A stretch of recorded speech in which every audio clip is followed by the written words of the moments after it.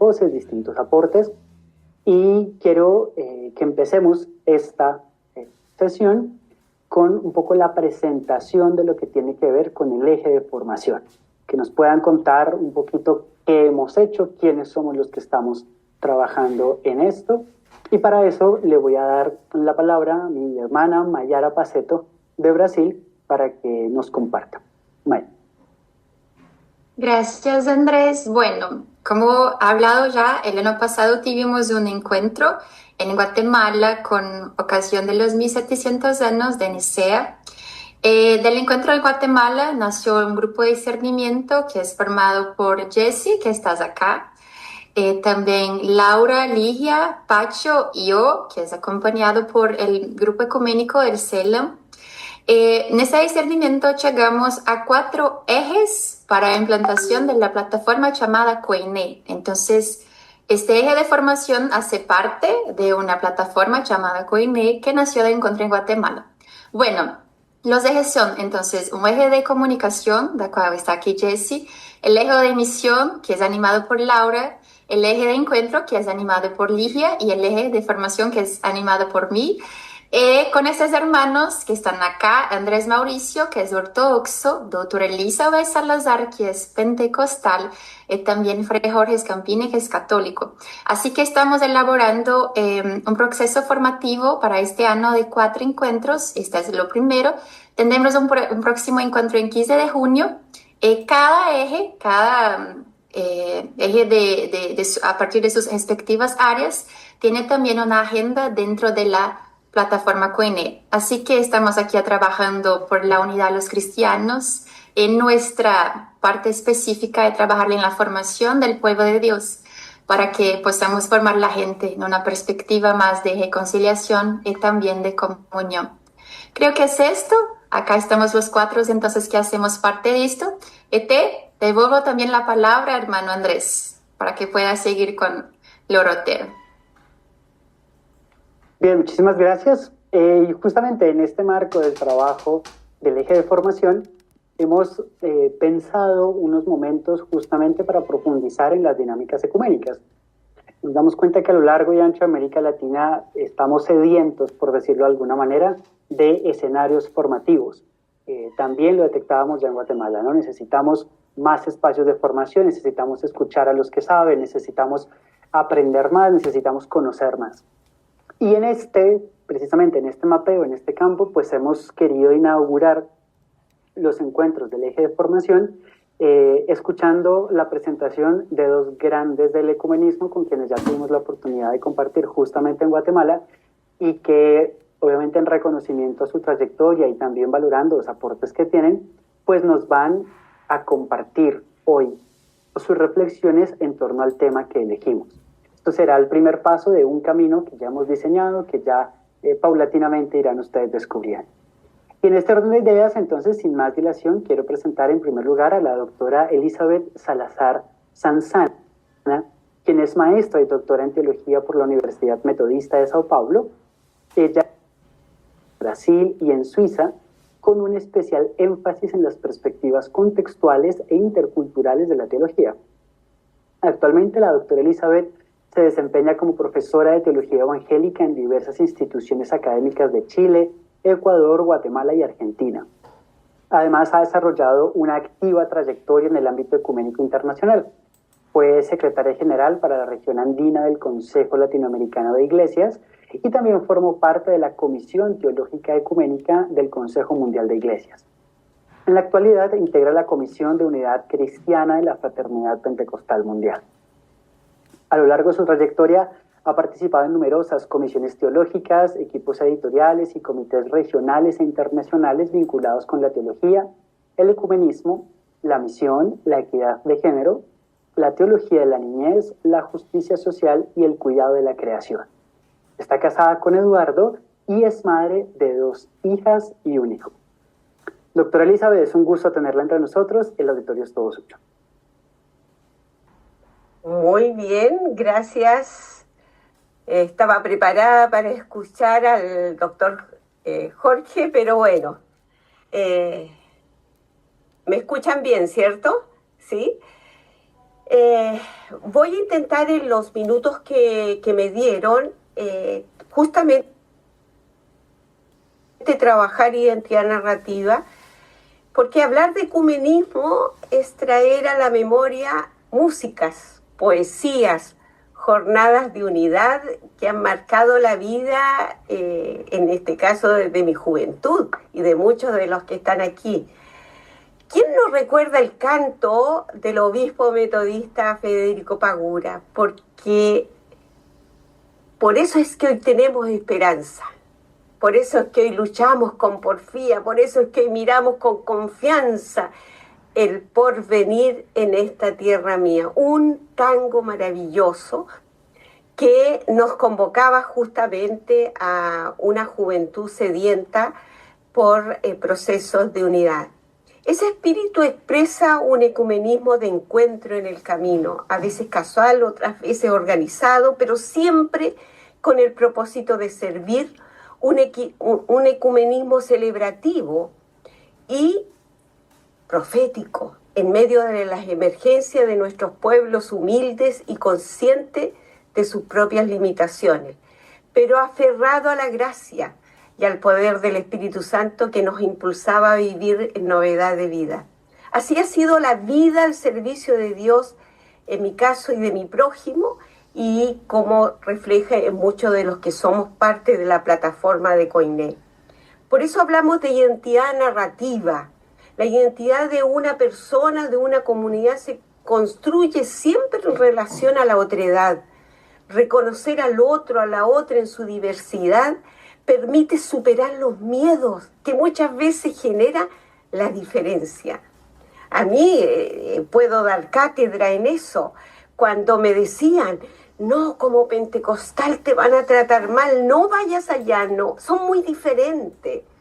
Y en la dinámica ecuménica aprendemos precisamente a reconocernos en nuestras riquezas, pues somos diferentes. La historia del ecumenismo en América Latina puede comprenderse como una narrativa histórica, teológica, que dialoga con el movimiento ecuménico mundial, sin duda, pero que adquiere rasgos propios al enfrentarse a la realidad social, política, religiosa de nuestro continente. No se trata simplemente de una recepción de iniciativas europeas, como muchas veces se ha dicho, o norteamericanas, sino de una experiencia contextual marcada por la pobreza estructural, la búsqueda de justicia y la emergencia de la necesidad en nuestros pueblos. Uno de los antecedentes fundamentales del movimiento ecuménico moderno fue la Conferencia Misionera Mundial de Edimburgo de 1910, que impulsó la cooperación entre iglesias protestantes en la misión global. Aunque en ese momento América Latina fue considerada un territorio ya evangelizado y quedó en gran medida al margen de la discusión. Aquel encuentro inauguró una nueva conciencia de colaboración entre denominaciones cristianas y muchos de los que estaban allí se quedaron así con, como se dice, con el gusto de no, América Latina nos necesita. Como señaló la historiadora Ruth Rose, Edimburgo abrió un horizonte nuevo al reconocer que la división entre los cristianos debilitaba el testimonio del Evangelio ante el mundo. Un siglo después, fui invitada a ser parte de la conmemoración, la celebración del centenario de Edimburgo el 2010. Mostró cuánto había cambiado el panorama. Allí llegó una chilena pentecostal, una mujer. Ya con eso participaron personas de diferentes nacionalidades, tradiciones eclesiales, generaciones, mujeres, jóvenes, ancianos, pueblos originarios, afrodescendientes, todos. Se usó el mismo salón. Se llenó de colores. Una diversidad de estilos de vivir la fe cristiana maravillosa. Aquella experiencia mostró que incluso desde lo estético se manifestaba un profundo cambio ético en la vida del cristianismo. Y en América Latina, el impulso ecuménico se expresó inicialmente en la coordinación entre esas agencias misioneras y encuentros regionales, entre ellos el de Panamá, que tiene toda una lectura especial, Montevideo, La Habana, Buenos Aires, etc. Con el tiempo el movimiento ecuménico se institucionalizó a nivel mundial con la creación del Consejo Mundial de Iglesias en el 48, lo que permitió la participación activa de iglesias cristianas, protestantes, latinoamericanas en redes internacionales de reflexión teológica y acción social, incluso pentecostales. Sin embargo, como subrayó el teólogo metodista José Miguel Bonino, el ecumenismo latinoamericano no puede entenderse simplemente como una extensión del ecumenismo, como decíamos, de Europa. En nuestro continente, la experiencia ecuménica fue profundamente unida a las luchas históricas de los pueblos por justicia, dignidad, en la diversidad de rostros.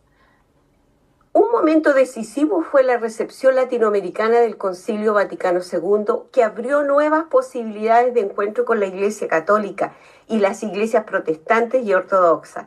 Esta renovación se profundizó en la Conferencia de Medellín y afirmó la comprensión de la misión cristiana. Al mismo tiempo, desde las bases surgían nuevas formas de vida cristiana. Recuerdan la llegada de las Biblias. Los movimientos de avivamiento crecieron con fuerza entre los campesinos, trabajadores, habitantes de los suburbios urbanos, en las caletas de pescadores, así como el maíz puesto al calor, yo digo del espíritu, explotó como palomitas de maíz, no sé cómo le llaman ustedes, cabritas, en medio de las situaciones de pobreza, desplazamiento, analfabetismo, explotación. Surgieron nuevas comunidades de fe que transformaron la manera de vivir el cristianismo y que se unían a comunidades de fe católica que estaban en el mismo territorio. Y de ahí viene mi familia, parte de esa identidad cristiana. Por eso hablo con mucha propiedad. En este contexto emergió lo que varios autores han llamado ecumenismo del compromiso o ecumenismo de base. Este se caracterizó por la colaboración concreta entre cristianos de diversas tradiciones en la defensa de los derechos humanos, la educación popular, la acción social, acceso privilegiado, digo yo, a la Biblia, porque mi papito aprendió a leer en la Biblia. Entonces, las comunidades de acogida a la precariedad social de los suburbios es parte del ecumenismo.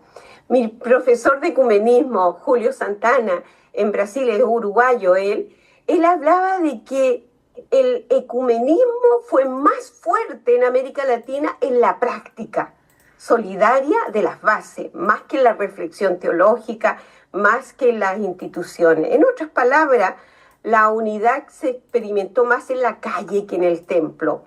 Hoy necesitamos volver a esas prácticas. Y durante la década de los 70, 80, esta experiencia adquirió una dimensión particular en el contexto que sufrieron nuestros pueblos latinoamericanos. Iglesias y organismos ecuménicos fueron muy solidarias y acompañaron las familias afectadas por los diversos movimientos que vivieron de represión. Hay que pensar en eso, porque la gente llegaba a nuestros templos buscando paz material por el hambre, la recesión, pero también espiritual. Y fue allí donde no importaba a quién llegara, había que ayudar. Y de ese compromiso tenemos el mártir Oscar Romero, por ejemplo. Hay experiencias fortalecidas de conciencia ecuménica que podríamos decir sí, se unieron ecuménicamente, pero cuando uno va allá, simplemente fueron cristianos movidos por el Espíritu que frente a la necesidad se unían y se fortalecieron. Allí nació el Consejo Latinoamericano de Iglesia, que fue una verdadera luz en medio de todo ese levantar de prácticas ecuménicas. Y allí estuvieron las iglesias protestantes, evangélicas, convocando jóvenes, convocando diversas iglesias también que no querían nada de trabajar en unidad, pero lograron convocar. El desarrollo ecuménico latinoamericano estuvo profundamente marcado por la reflexión teológica en las bases. esa reflexión contextual latinoamericana que llevó a una proclamación de una responsabilidad social que era ir en ayuda de aquellos que estaban a nuestro lado. Permítanme recordar a Emilio Castro, cómo no recordar a Ofelia Ortega, José Miguel Bonino, Yacine Maraquín, Milton Chuantes y tantos otros líderes que promovieron escuelas teológicas que llegaron a las bases. Se impulsaron escuelas teológicas, programas de formación, lectura popular de la Biblia, verdaderos ministerios de unidad cristiana entre jóvenes. La lucha por el pan de cada día tenía que ser también la lucha para que los pobres llegáramos a la academia. Hoy día yo levanto la voz de Ofelia Ortega, que el 1 de abril cumple, entre paréntesis, 90 años. 90 años que está maravillosamente bien. Fue ella la que impulsó becas de pre y posgrado para personas como yo, que jamás íbamos a querer estudiar teología porque era un privilegio.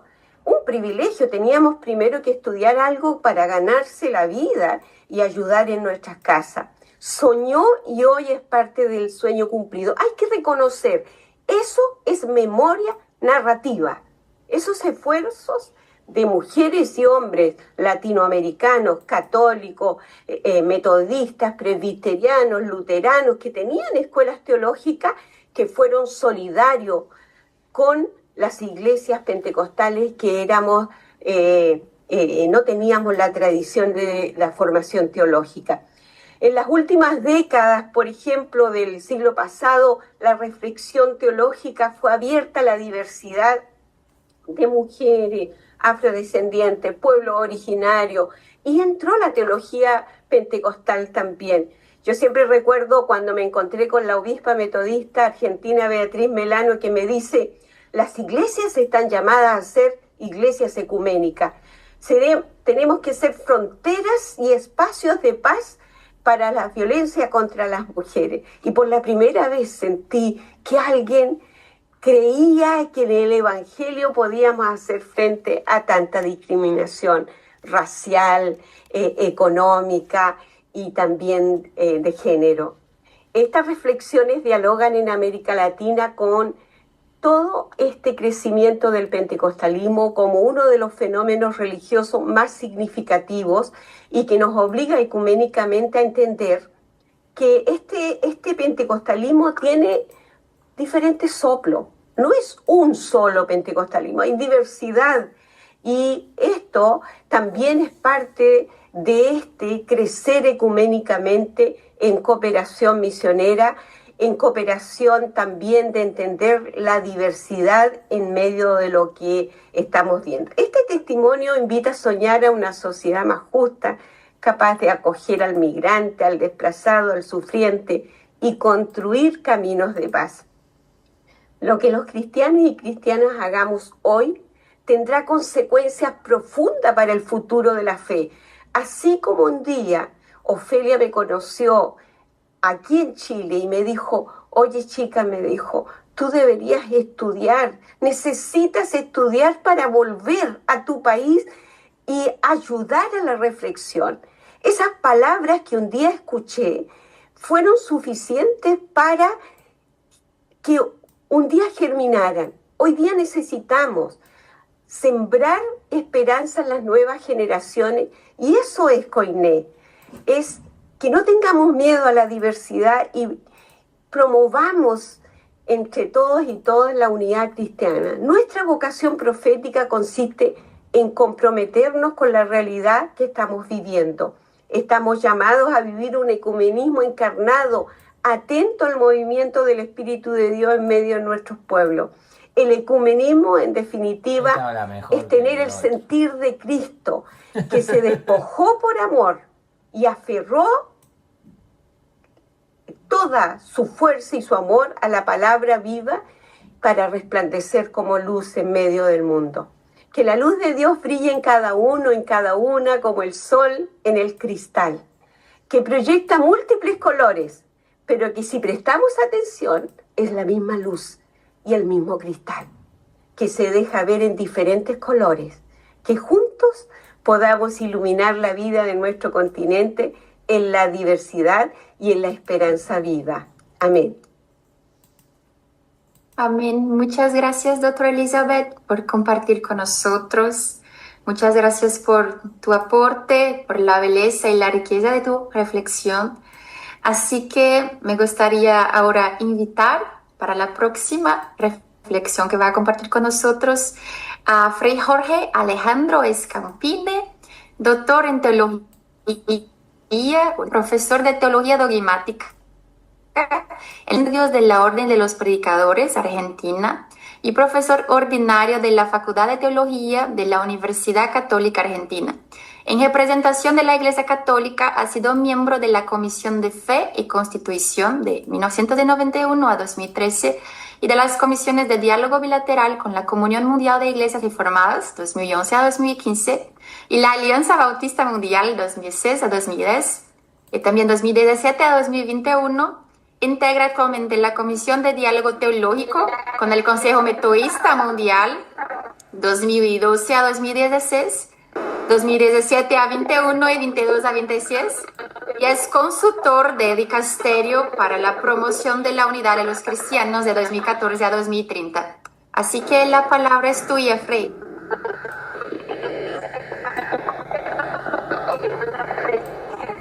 Muchas gracias, Mayara. Me parece que no voy a ser tan entusiasmante y efusivo como Elizabeth, pero bueno, en el inicio del programa Andrés ha hecho mención del encuentro que hemos tenido en Guatemala en un intento de parte del CELAM, entre comillas, de relanzar el empeño ecuménico en América Latina. Ciertamente, ese relanzamiento, de lo cual lo que estamos viendo hoy es un elemento, es una piedra en el camino, se hace, y pensamos en lo que acaba de presentar Elizabeth, en un camino que otros han comenzado y han transitado. Ahora, en esta nueva etapa, a mí me han surgido algunos interrogantes que, a medida que avancemos, irán respondiendo. ¿Cuál es el fin de lo que nos proponemos? Puede ser una etapa de mayor comprensión y convivencia. Otros, desde la visión del movimiento ecuménico, quizá somos un poquito más ambiciosos, pensamos en una unidad expresada claramente de modo visible. ¿Cuál sería la finalidad de lo que hacemos? Y para mí un tema vital es cómo irradiar, es decir, que no sea un grupo que de pronto reflexiona, comparte entre ellos, sino que deba convertirse en verdadero fermento, allí donde lo toca, porque el movimiento tiene que ser no solo de personas, sino de nuestras propias iglesias. Ahora, pensando en esto y una reflexión que me suscitó, cada uno tiene la mirada que Dios le ha dado, en medio de tantas presencias y de tantos entusiasmos, mis interrogantes fueron por las ausencias de ese encuentro. ¿Qué regiones, por ejemplo, no estuvieron representadas de América Latina y el Caribe? O en segundo lugar, ¿qué tradiciones cristianas no estuvieron presentes? Y por último, pensando en lo que es en su integridad el movimiento ecuménico, ¿qué dimensiones del compromiso ecuménico no estuvieron presentes? Sobre todo si pensamos que por momento las distintas visiones del movimiento ecuménico no siempre han sabido coordinarse y verse como parte de una integridad. Y esto en mí parte desde mi formación católica y de mi visión en tres convicciones. La primera es que el movimiento ecuménico es único. Esto fue una opción de la Iglesia Católica en el Concilio cuando cambió el título del capítulo primero de Unitatis Redintegratio, que originalmente eran principios católicos del ecumenismo, y muchos obispos pidieron que se convirtiera, de un ecumenismo católico, y muchos obispos pidieron, reconociendo que ese movimiento debía ser único, principios católicos del ecumenismo. Por lo tanto, en todas sus vertientes este movimiento es único. Esa integridad, al mismo tiempo, no pasa solamente por el diálogo doctrinal, sino por el ecumenismo espiritual, el del testimonio, el del servicio, el de la misión, porque en el fondo todo va tejiendo lo que podemos llamar la realidad de la unidad entre los cristianos. Y por último, si pensamos verdaderamente en la unidad de los cristianos, en esa visión, los llamados son todos los cristianos. Entonces no podríamos quedarnos satisfechos, instalados pensando que hemos logrado convocar un grupo, que determinadas comunidades están marchando, mientras esas ausencias que percibía en Guatemala, para mí son elocuentes y me cuestionan. ¿Qué tenemos que hacer para que se puedan integrar otros? Ahora, en concreto y en América Latina, ¿por dónde comenzar? En parte, en aquello que decía Elizabeth, esto está presente, pero tenemos la tendencia de señalar la peculiaridad de América Latina y más peculiar todavía si incorporamos al Caribe. La diversidad es muy grande. La primera constatación que se suele hacer que la primera evangelización y los primeros siglos fueron de predominio total de la Iglesia Católica. En realidad, quien mira esto con cierto criterio histórico, es el mundo que salió después de la Reforma e incluso en los que establecieron la Reforma magisterial, el principio era cuius regius eius religio. La religión del príncipe era la del pueblo. Por lo tanto, en los países católicos se estableció de modo similar algo semejante. En segundo lugar, una afirmación habitual es: felizmente, ninguna de las rupturas que han señalado la división entre cristianos se produjo en nuestro contexto histórico. Y es cierto, las hemos heredado de otros continentes, al menos en lo que es divergencia en cuanto a la unidad de la Iglesia y, en segundo lugar, a divergencias doctrinales. Y en tercer lugar, gran parte señalado por Elizabeth, cuáles son las problemáticas propias de la religión que tendríamos que juzgar también en perspectiva ecuménica. Ahora, si eso es así, y no pesan en nosotros las rupturas del siglo XVI como en Europa, si no pesan como nosotros, incluso pensando en la presencia de Andrés, la ruptura de Oriente y de Occidente, que dividió en Dios la única iglesia, una pregunta que tenemos que hacer, porque en esa identidad narrativa, ese modo de contar la historia, quizás sigue condicionándonos como prejuicios, distancias, como quienes no ven que es una urgencia que brota del Evangelio la unidad de los cristianos. Pienso sobre todo a fines del siglo XIX, no tanto en la presencia del protestantismo de inmigración como de misión, un cierto anticatolicismo de parte de los grupos protestantes misioneros y un temor casi del proselitismo en contra de ella por parte de la Iglesia Católica, que en muchas partes sigue viviéndose esto y con cierta efervescencia. En segundo lugar, la dificultad sobre todo para los católicos de un cierto etos, podemos decir, que es el aprendizaje de lo plural. Y claramente, a medida que han pasado las décadas, América Latina se ha vuelto mucho más plural de lo que era originalmente, pero entiendo que también en determinadas opciones, cada una de las iglesias no católicas experimentan esa realidad de la pluralidad y de la diversidad en su propio seno. Y en tercer lugar, y quizá este ya es un rasgo que nos afecta más en la modernidad, donde cada uno está cómodamente instalado en su fragmento, la falta de reconocer o tener la capacidad de reconocer en la diversidad aquellas realidades profundas que son comunes, las que señalan que hay una pertenencia común. Ahora, este diagnóstico me pareció, lo hemos conversado mucho, que los primeros pasos en la formación que teníamos que seguir tenía que volver de algún modo al tema histórico, para ver de nuestra historia cuáles son las cosas que siguen limitándonos como prejuicios, como visiones distorsionadas, al momento de tener que emprender esta búsqueda conjunta que está marcada por la esperanza y de visión y de cara del futuro de la unidad de los argentinos. Y aquí surge la pregunta, ¿cómo se define una identidad? ¿Cómo definimos nuestra identidad? Muchas veces en el momento de la ruptura uno define la identidad en contraposición al otro. Y esa lectura en comparación al otro termina siendo una identidad endurecida y a la defensiva. Y nosotros somos mucho más que la negación de los otros. Nuestra identidad es mucho más rica. ¿Y cuáles serían esas fracturas para leer que nos ayuden a poner en otro contexto nuestra historia?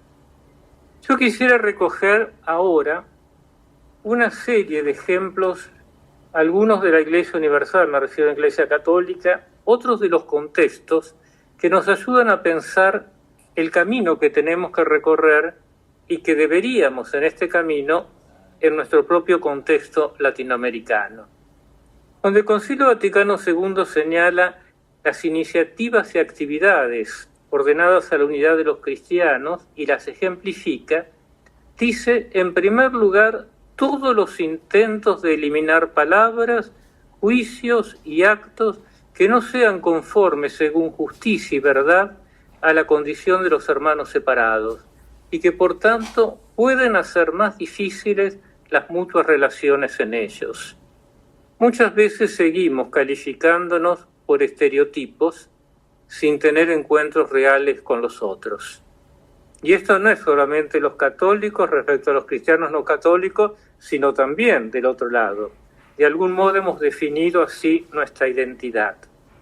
Ahora, un teólogo reformado suizo que ha sido muy importante en el ámbito del Consejo Mundial de Iglesias, en Fe y Constitución, Lucas Fischer, en 1983, en un breve texto que se llama Ecumenismo, Camino de Historia, él decía, necesitamos una nueva conciencia del pasado.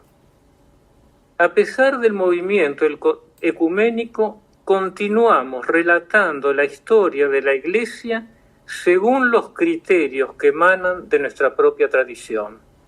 ¿Es posible comprender y escribir la historia de la Iglesia de una manera que permita a todas las iglesias reconocerse en ellas?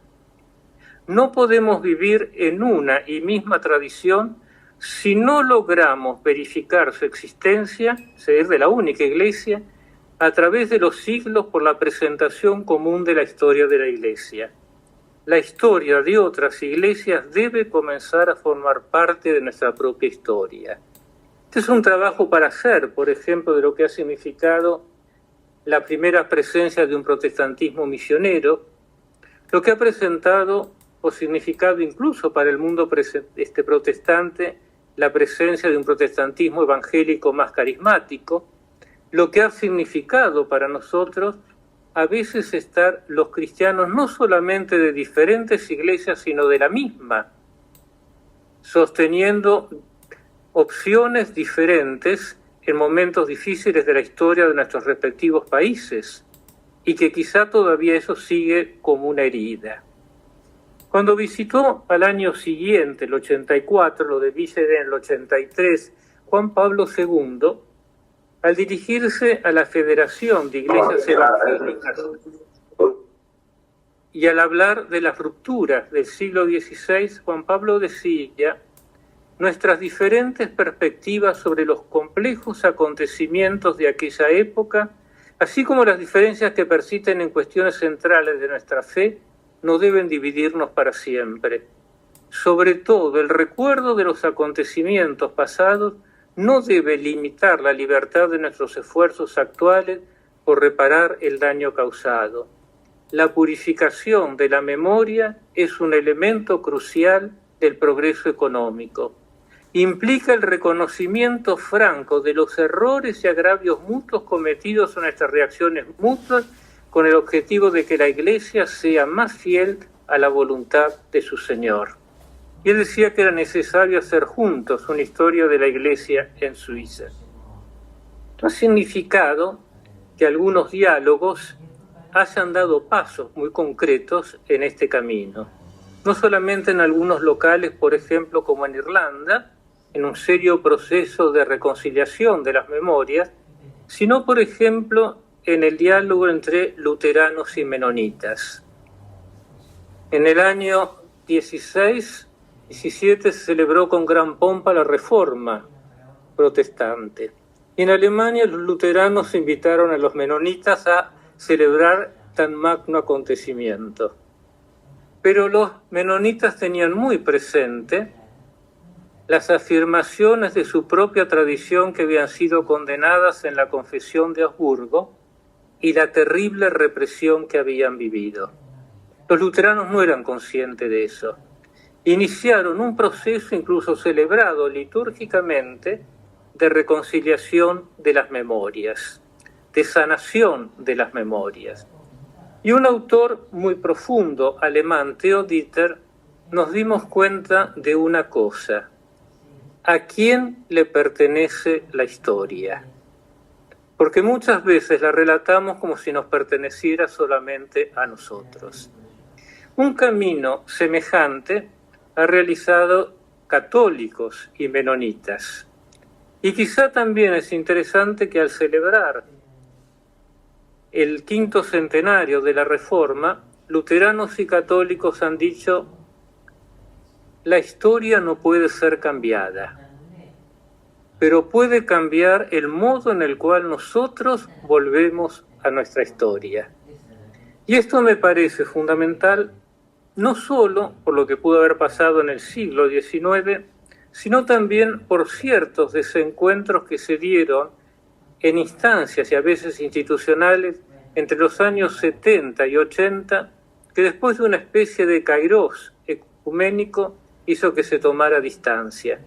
Y creo que ahora al volver esta iniciativa, me alegro que el CELAM la haya tomado, pero que tenemos que irradiarla de algún modo, esta sanación y esta purificación de las memorias, en la cual no podemos borrar el pasado, pero no podemos seguir fundándolos en él para no tomar iniciativas, nos ayude sobre buen camino tomar la posta de otros que nos precedieron, pensando verdaderamente en la integridad y unidad del movimiento ecuménico, en la diversidad de las inspiraciones y de las motivaciones que tienen que, en cierto modo, vivir sinfónicamente en ese único movimiento y que no podría de entrada resignarse a excluir a un grupo cristiano por determinadas cuestiones.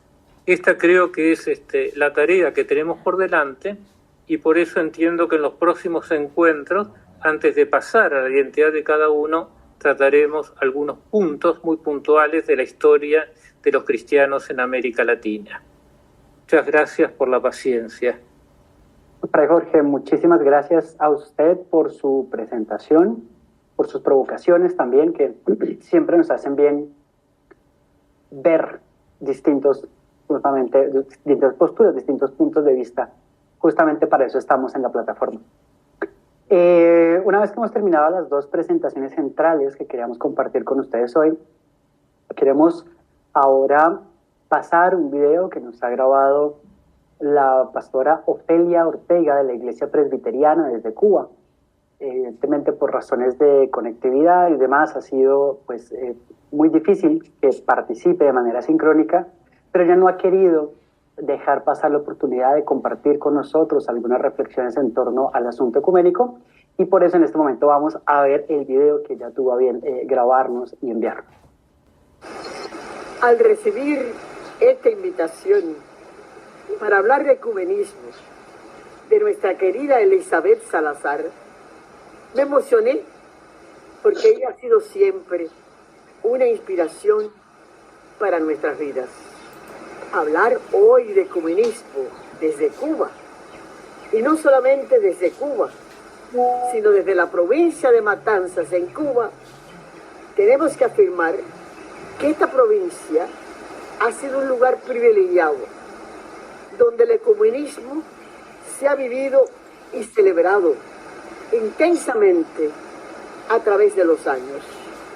Ha existido plena colaboración con las iglesias, la católica romana, la episcopal, las iglesias presbiterianas, bautistas, pentecostales y otros muchos grupos y centros ecuménicos, entre ellos el Seminario Evangélico de Teología en Matanzas, que han desarrollado diversos esfuerzos para la formación ecuménica, que siempre ha sido en nuestra provincia incluyente y nunca excluyente.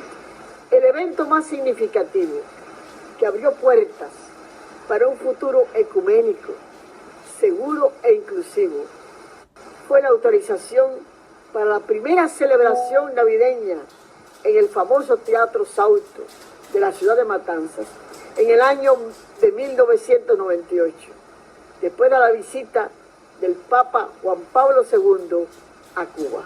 Al analizar las dificultades que hoy confrontamos, hemos convocado a todas las iglesias y organismos ecuménicos al retorno a la siembra y las labores agrícolas. Estamos tratando en nuestra programación de organizar y apoyar los procesos agrícolas que pueden ser el sustento actual de las familias cubanas, la necesidad del alimento diario y también contribuir al continuo uso de la medicina natural que pueda aliviar la búsqueda de las familias cubanas, que nos rodea por todas partes. Somos un país de medicina natural. Es urgente la necesidad de fomentar encuentros de diaconía y servicio mutuo, al estilo cristocéntrico, de inclusión y cooperación para el bien común de toda la población cubana. Necesitamos actualizar los conceptos de género para la eliminación de la violencia contra las mujeres y poder fomentar un entorno familiar de diálogo, amor y comprensión. Tenemos que reconocer que hay también un fundamentalismo imperante en el uso de las escrituras bíblicas, su interpretación y exégesis. Por eso hemos promovido un trabajo hermenéutico adecuado de los textos bíblicos para su publicación y uso por las iglesias y comunidades ecuménicas. Tenemos que esforzarnos como cristianos para vivir, predicar y realizar el testamento de nuestro Señor Jesús, expresado por el evangelista Juan en su capítulo 17. Que todos seamos uno para que el mundo crea. Sí, hay que desarrollar y vivir una unidad en la diversidad basada en Dios uno y trino. Amén.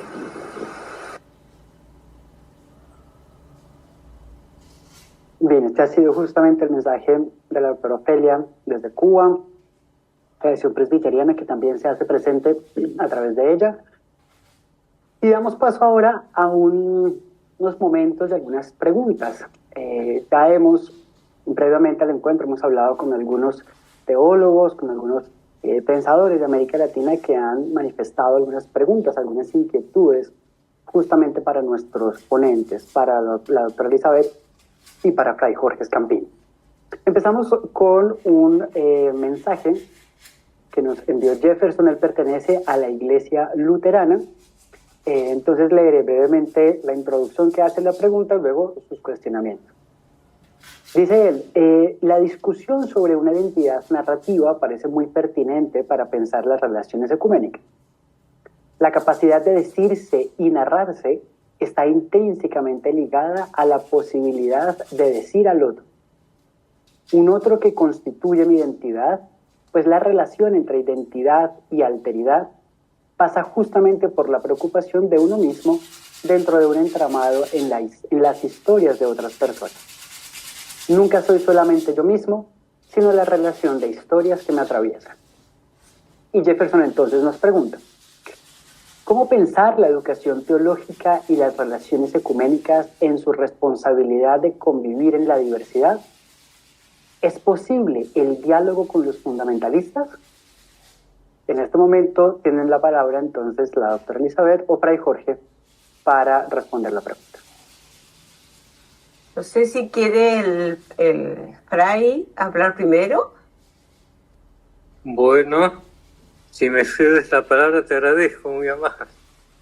La pregunta es muy pertinente y hay en el acercamiento que hemos tenido dos perspectivas distintas. Creo que hay una cierta cercanía con lo que hemos presentado. Ahora, sin duda, cuando hablamos en este caso nosotros de identidad,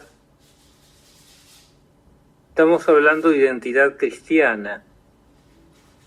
Y la identidad cristiana no solamente hace referencia a un algo recibido, algo que ciertamente, ¿no es cierto?, no podemos de ningún modo renunciar a ello, pero al mismo tiempo una identidad que ha sufrido crisis, y creo que hay elementos muy interesantes ya expresados en el diálogo luterano-católico, no nos detiene en el pasado ni es algo fijo en el pasado, porque la fe es una realidad viva y en el fondo la identidad cristiana es una vocación abierta a un futuro. Y creo que, ya que la pregunta viene de parte de un luterano, y contesto como quien se ha dedicado más al diálogo teológico, ¿cierto?, y más en ese ámbito es la experiencia que he tenido, el pasado no se modifica, pero los que viven, aquellos que defendieron sus antepasados, es la fe viva hoy.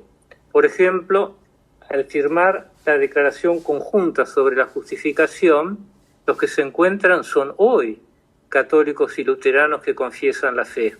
Y es esto lo que ha abierto un horizonte nuevo, que es en gran parte la nueva hermenéutica abierta a nuestras propias tradiciones que nos ha dado el diálogo. Y lo segundo, donde uno toca tantas cuestiones que son muy sensibles porque forman parte de la historia de los pueblos y los ha marcado, el diálogo, en cierto modo, lo que nos abre y nos enseña es a buscar juntos. Y ha derribado el muro del aislamiento confesional en que había dejado a las iglesias cada una de las rupturas de la unidad. Es lo que puedo decir desde mi perspectiva. Estoy seguro que Elizabeth... Gracias. Bueno, la verdad es que los fundamentalismos tienden a absolutizar una interpretación particular de cómo ser cristiano. Niegan la legitimidad de ser distinto, diferente. Entonces, frente a esa realidad, solamente se tolera aquel que es absorbido o eliminado. Y en esa lógica, obviamente, se empobrece cualquier movimiento de unidad cristiana, incluso dentro de una propia comunidad de fe. Se debilita cualquier posibilidad de dignidad humana, de ser quien se es. A mí me pasa con mucha frecuencia, porque yo vengo de una iglesia pentecostal, pero mi iglesia es metodista, es wesleyana. Por lo tanto, el bautismo infante, la Eucaristía, la contemplación, la iglesia no aplaude, no tiene instrumentos variados, es decir, es como el wesleyanismo del siglo pasado. Entonces, cuando se coloca dentro de una estructura, un modelo de ser cristiano o cristiana, quedo completamente fuera. ¿Qué veo yo en ese escenario? La educación teológica. Una educación teológica basada en la responsabilidad de hacer una teología desde la diferencia, desde el respeto al pensar distinto, a los procesos diferentes de cada uno, de cada una. Y en ese sentido, hay iglesias que tienen el pastorado femenino, otras que no lo tienen. Bueno, gloria a Dios, siempre y cuando en todas y todas existe el respeto por las mujeres, por el otro, por la otra.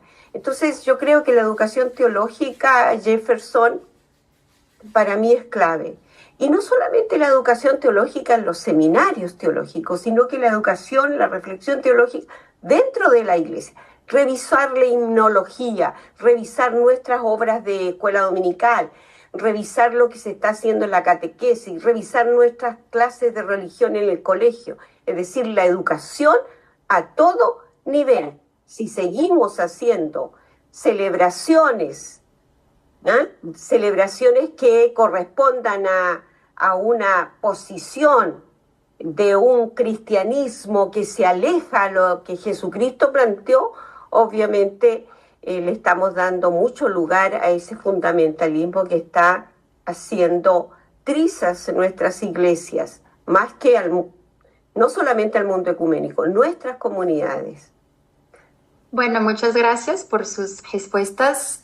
Ahora tenemos una pregunta en vídeo desde acá de Brasil, de una teóloga pentecostal brasileña, Luana Golin, y así que después puede responder de nuevo Frei Jorge, en sequência, doutora Elizabeth.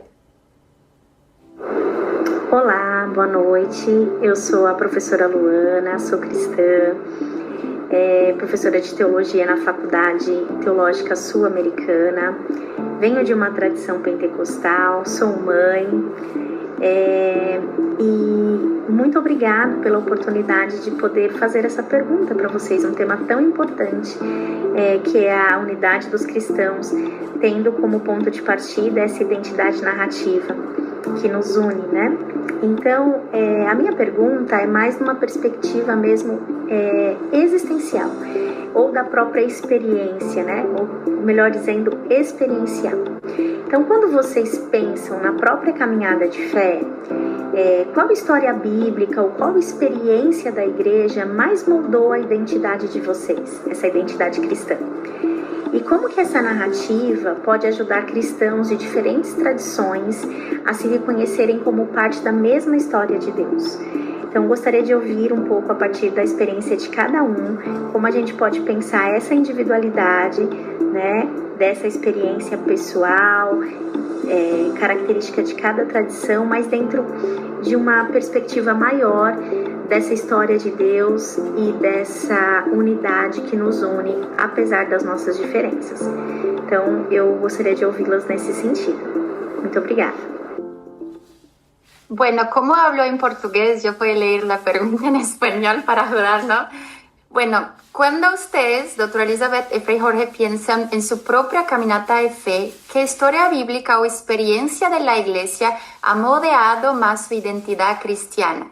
¿Y cómo puede esa narrativa ayudar a cristianos de diferentes tradiciones a reconocerse como parte de la misma historia de Dios? Qué linda pregunta. Bueno, yo no me voy a extender mucho en eso porque me apasiona todo lo que es el trabajo que uno hace a partir de la propia Biblia. Pero si hay algo que me ha marcado profundamente, además de textos así queridísimos para mí del Antiguo Testamento, es en Mateo 25. Quien sabe que cuando doy clases, toda mi teología está basada en Mateo 25, 31 en adelante. Tuve hambre y me diste de comer, tuve frío, etc. Porque siento que cuando uno hace teología y praxis cristiana, no está pensando en los resultados, vive el proceso.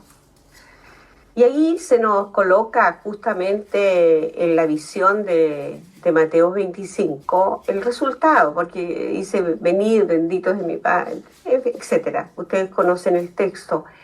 Pero qué lindo que fue para aquellos que ni siquiera se dieron cuenta que estaban dentro de una agenda, sino que simplemente amaron, y amaron al otro, a la otra, como a Cristo mismo. Yo creo que si hay algo que ha moldeado toda mi teología, toda mi experiencia de fe, ha sido eso. Y creo que incluso a veces me he tratado de alejar de esa lectura que hago para avanzar en otros espacios, pero me encanta pensar en esa, no sé si me siguen, pero esa inconsciencia del gozar el Evangelio, de saber que estás simplemente haciendo la voluntad de Dios sin esperar resultados tan concretos, los procesos. Y eso a mí me encanta pensar en la vida cristiana desde esa perspectiva, más que pensar en los resultados del cielo con calles de oro, etcétera. Sí, me resulta más difícil responder porque me costó muchísimo, ¿no es cierto?, seguir la pregunta. Pero yo pertenezco a una orden que, aunque nos han identificado con el tema de la Inquisición y es previo, pero la misión principal es la predicación de la palabra. Y esa predicación de la palabra ordenada a la salvación de las almas. Ahora, es impensable predicar la palabra sin haberla encarnado antes. Y si bien uno asume todo el contenido de la palabra, hay textos evangélicos o estructuras con las cuales uno se identifica más. Por ejemplo, toda la narrativa del camino que está presente en Lucas y continúa en los Hechos de los Apóstoles señala, ¿no es cierto?, un modo de comprender la vida cristiana y en la cual, contemplados del camino de Jesús desde Galilea a Jerusalén, el camino no tiene retorno, ¿no? Y esa expresión de 9:53, tomó decididamente, endureció el rostro, y eso me ayuda a mí a descubrir que siempre la verdad, bajo cierto respecto, está en el futuro, y que, en cierto modo, el pasado nos va marcando, nos da una identidad, pero esa identidad se va haciendo cada día en la respuesta al Señor. Por eso me gusta pensar, cuando me preguntan, ¿ustedes tienen vocaciones? Y mi respuesta es, y los que la hemos recibido tratamos de conservarla y de vivirla, y otros vienen atrás. Porque a veces pensamos que la vocación cristiana es algo original, o en un momento puntual, en la gran conversión, cuando uno se vuelve, y sin embargo es toda la vida que está marcada en el Señor que nos ama y nos pide ir para adelante, ¿no? Entonces es una perspectiva que está en el Evangelio y que me marca, pero si me pusiera a pensar habría otras muchas y necesitaríamos otro encuentro al respecto. No sé si he respondido a nuestra hermana de Brasil, pero lo que logré entender de la pregunta y del comentario y escuchando a Elizabeth, no se me ocurre otra cosa. Pueblo de Brasil, ¿no? Es que la próxima pregunta también viene acá de Brasil a partir de David Mesquiat, que está acá con nosotros y hará su pregunta en vivo. David, la palabra es tuya. No te escuchamos. ¿Me escucha ahora? Ahora sí. Ya, estoy sin los audífonos. Muy bien, quisiera felicitarles por esta formación de CELA y a todos los que han podido compartir este momento. Directamente al punto, quisiera, porque a veces cuando hablamos de identidad, suele ser algo que delimita. Entonces, la identidad de uno es un punto de diferenciación en relación al otro, ¿no? Entonces, cuando hablamos de identidad, con miras a una unidad, a un caminar juntos, ¿qué podemos pensar nosotros más concretamente desde nuestras iglesias, desde, ya ha sido dicho por la doctora Elizabeth, un poco de la teología, de la himnología y otros aspectos, pero quizás... ¿qué se puede hacer para pensar una identidad compartida, ¿no? Porque a veces se piensa una identidad católica, identidad pentecostal, pero ¿cómo pensar una identidad más amplia? Es trabajar propositalmente en función de una identidad compartida. Quizás si ustedes puedan mencionar algo a este respecto. Gracias. Sí, yo no sé si es posible hablar de una identidad compartida, porque quizá cuando uno piensa en lo de compartido es superar a lo mejor las distancias, entre comillas, en una cierta fusión.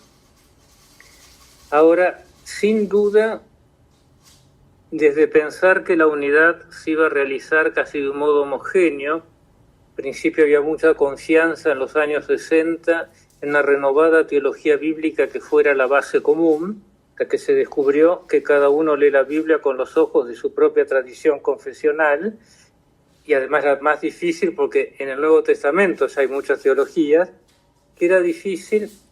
Con el tiempo fue creciendo, y vuelvo de nuevo al ejemplo del diálogo luterano católico, que no solamente en la unidad entre la Iglesia Católica y las orientales se va a dar una unidad que reconozca, en el concilio aparece el adjetivo, una legítima diversidad, porque las divergencias doctrinales se han dado y nos han dividido. Entonces no es como decir no pasa nada, es un tema que tenemos pendiente, y hoy se dice la unidad no la van a hacer los diálogos teológicos, pero tampoco la unidad se va a hacer sin diálogo teológico. Ahora, entiendo que en el diálogo luterano-católico hay dos claves que son importantes. La primera, el consenso sobre la justificación se ha calificado de diferenciado. Sobre la común confesión de fe hay espacio para dos doctrinas en lenguajes y categorías distintas que, porque se fundan en la misma confesión de fe, no son excluyentes sino complementarias. Y lo segundo, y expresamente se dice, y esa fue una contribución luterana, esa unidad se concibe como una diversidad reconciliada. Ahora, ¿qué quiere decir que es reconciliada? Tal como lo han dicho Harding Meyer, por ejemplo, que fue un gran autor en cuanto a método teológico en el ámbito ecuménico, la liberación de aquellos elementos que en la propia identidad justifican la división. Claramente, ¿no es cierto?, la identidad de cada uno en lo que tiene de confesión de fe tiene un valor de cara, ¿no es cierto?, al misterio cristiano. Pero hay que ver en medio de las divisiones y de las divergencias si no hubo determinados aspectos que se endurecieron y otros que fueron relativizados en nuestra vida. Y estamos todos en ese camino. Incluso, Concilio lo dice con claridad, distinguir claramente la fe del modo de exponer las doctrinas. Y muchas veces nuestras doctrinas las hemos identificado sin más con la fe. Por lo tanto, ahí volvemos a lo que decía hace un momento Elizabeth, la importancia de la formación teológica. En algunos por profesión, en otros por divulgación, pero ir, ¿no es cierto?, en lo que tendría que ser una formación permanente de todo cristiano, ir siguiendo los ritmos, ¿no es cierto?, que tratan las comunidades cristianas, sobre todo las que están claramente preocupadas en realizar la unidad entre los cristianos, superando las divisiones del pasado. Bueno, yo creo que una de las cosas que ha pasado justamente con los fracasos en los procesos de unidad es hacer unidad alrededor de mí, de mi identidad. Y eso nos ha asustado a todos y todas, especialmente a las mujeres, porque la identidad siempre venía del blanco y hombre. Venía desde primer mundo y a las que veníamos de América Latina, la teología latinoamericana le costó tener su sello que fuera un sello en su diversidad, de los pueblos originarios, que fuera afrodescendiente, porque recuerden ustedes que hasta nuestros santos y santas, Agustín aquí en América Latina es blanco, Atanasio también, Macrina también. Es decir, si nuestro Señor Jesucristo ya fue pasado como un rubio de ojos azules, también nuestras identidades han sido procesos de imposición.